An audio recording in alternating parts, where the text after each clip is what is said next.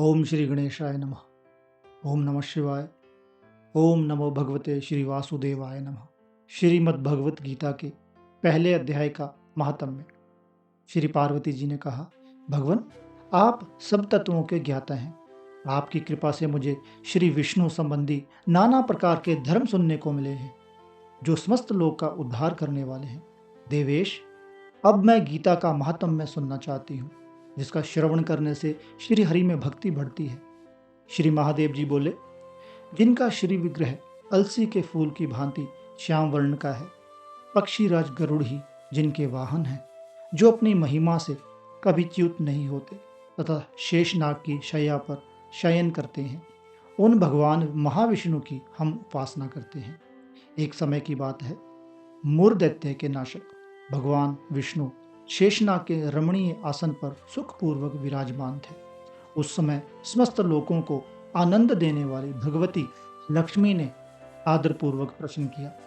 श्री लक्ष्मी जी ने पूछा, भगवान, आप संपूर्ण जगत का पालन करते हुए भी अपने ऐश्वर्य के प्रति उदासीन से होकर इस क्षीर सागर में नींद ले रहे हैं, इसका क्या कारण है?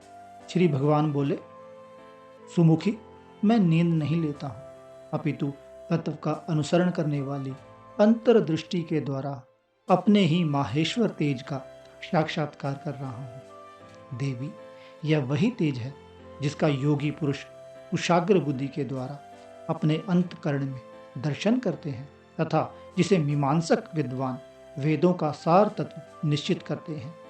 वह माहेश्वर तेज एक अजर प्रकाश स्वरूप आत्म रूप रोग शोक से रहित अखंड आनंद का पुंज, निष्पद निरही तथा द्वैत रहित है। इस जगत का जीवन उसी के अधीन है। मैं उसी का अनुभव करता हूँ देवेश्वरी। यही कारण है कि मैं तुम्हें नींद लेता सा प्रतीत हो रहा हूँ। श्री लक्ष्मी जी ने कहा, ऋषिकेश, आप ही योगी पुरुषों के ध्येय हैं। आपके अतिरिक्त भी कोई ध्यान करने योग्य तत्व है? यह जानकर मुझे बड़ा कौतूहल हो रहा है। इस चराचर जगत की सृष्टि और संहार करने वाले स्वयं आप ही तो हैं। आप सर्व समर्थ हैं। इस प्रकार की स्थिति में होकर भी यदि आप उस परम तत्व से भिन्न हैं, तो मुझे उसका बोध कराइए। श्री भगवान बोले, प्रिय, आत्मा का स्वरूप द्वैत और अद्वैत से पृथक, भाव और अभाव से मुक्त, आदि और अंत से रहित है। शुद्ध ज्ञान के प्रकाश से उपलब्ध होने वाला तथा परम आनंद स्वरूप होने के कारण एकमात्र सुंदर है। वही मेरा ईश्वरीय रूप है। आत्मा का एक तव ही सबके द्वारा जानने योग्य है। गीता शास्त्र में इसी का प्रतिपादन हुआ है। अमित तेजस्वी भगवान विष्णु के ये वचन सुनकर लक्ष्मी देवी ने शंका उपस्थित करते हुए कहा, भगवान, यदि आपका स्वरूप स्वयं परमानंदमय और मन वाणी की पहुंच से बाहर है, तो गीता कैसे उसका बोध कराती है? मेरे इस संदेह का आप निवारण कीजिए। श्री भगवान बोले, सुंदरी, सुनो, मैं गीता में अपनी स्थिति का वर्णन करता हूँ। क्रमश 5 अध्यायों को तुम 5 मुख जानो, 10 अध्यायों को 10 बुझाएं समझो तथा 1 अध्याय को उदर और 2 अध्यायों को दोनों चरण कमल जानो।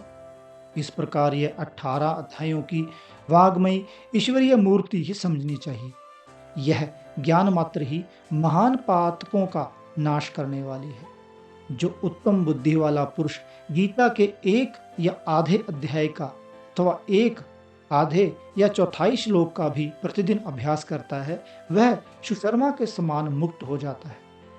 श्री लक्ष्मी जी ने पूछा, देव, सुशर्मा कौन था? किस जाति का था और किस कारण से उसकी मुक्ति हुई? श्री भगवान बोले, प्रिय, सुशर्मा बड़ी खोटी बुद्धि का मनुष्य था। पापियों का तो वह शिरोमणि ही था। उसका जन्म वैदिक ज्ञान से पुण्य एवं क्रूरतापूर्ण कर्म करने वाले ब्राह्मणों के कुल में हुआ था। वह ना ध्यान करता था, ना जप, ना होम करता था, ना अतिथियों का सत्कार। वह लंपट होने के कारण सदा विषयों के सेवन में ही आसक्त रहता। हल जोत था और पत्ते बेचकर जीविका चलाता था। उसे मदिरा पीने का व्यसन था तथा वह मांस भी खाया करता था। इस प्रकार उसने अपने जीवन का दीर्घ काल व्यतीत कर दिया। एक दिन मूढ़ बुद्धि सुशर्मा पत्ते लाने के लिए किसी ऋषि की वाटिका में घूम रहा था। इसी बीच में काल रूपधारी काले सांप ने उसे डस लिया। सुशर्मा की मृत्यु हो गई। तदंतर वह अनेक नरकों में जा वहां की यातनाएं भोग कर मृत्यु लोक में लौट आया और वहां बोझ ढोने वाला बैल बना। उस समय किसी ने अपने जीवन को आराम से व्यतीत करने के लिए उसे खरीद लिया। बैल ने अपनी पीठ पर उसका भार ढोते हुए बड़े कष्ट से 7-8 वर्ष बिताए। एक दिन उस व्यक्ति ने किसी ऊंचे स्थान पर बहुत देर तक बड़ी तेजी के साथ उस बैल को घुमाया। इससे वह थक कर बड़े वेग से पृथ्वी पर गिरा और मूर्छित हो गया। उस समय वहां कोतूहलवश आकृष्ट हो बहुत से लोग एकत्रित हो गए।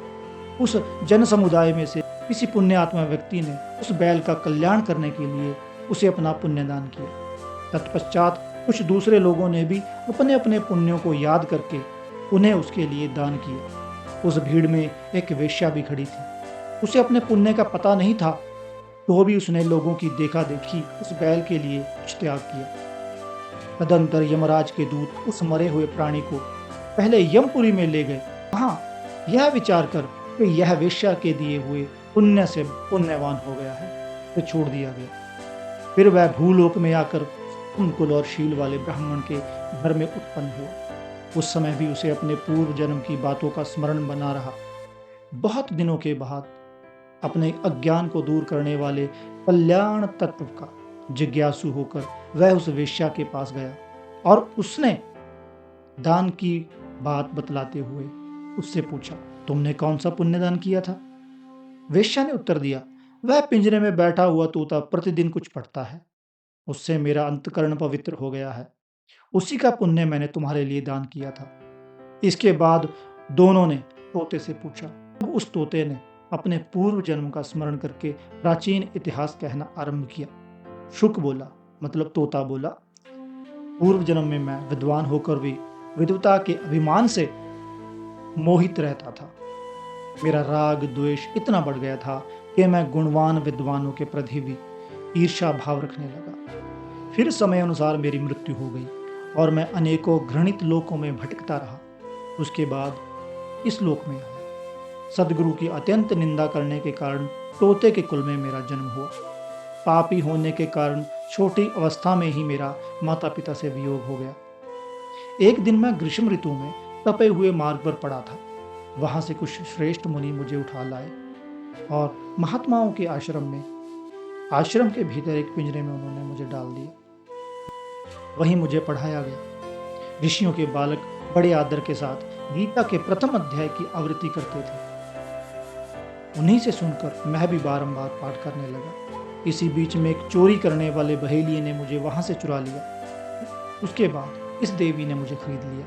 यही मेरा वृतांत है, जिसे मैंने आप लोगों से बता दिया। पूर्व काल में मैंने इस प्रथम अध्याय का अभ्यास किया था, जिससे मैंने अपने पाप को दूर किया है। फिर उसी से इस वेश्या का भी अंतकरण शुद्ध हुआ है और उसी के पुण्य से ये द्विज श्रेष्ठ सुशर्मा भी पाप मुक्त हुए हैं। इस प्रकार परस्पर वार्तालाप और गीता के प्रथम अध्याय के महात्म्य की प्रशंसा करके वे तीनों निरंतर अपने अपने घर पर गीता का अभ्यास करने लगे। फिर ज्ञान प्राप्त करके वे मुक्त हो गए। इसलिए जो गीता के प्रथम अध्याय को पढ़ता, सुनता तथा अभ्यास करता है, उसे इस भवसागर को पार करने में कोई कठिनाई नहीं होती। ओम नमो भगवते श्री वासुदेवाय नमः। मुझे उम्मीद है आप लोगों को गीता के पहले अध्याय का महात्म्य समझ आया होगा, अच्छा लगा होगा। मेरी आपसे विनती है, अगर आपको अच्छा लगा तो कृपया मेरे चैनल को सब्सक्राइब, लाइक और शेयर जरूर कीजिए। धन्यवाद। ओम नमो नारायणाय। ओम नमः शिवाय।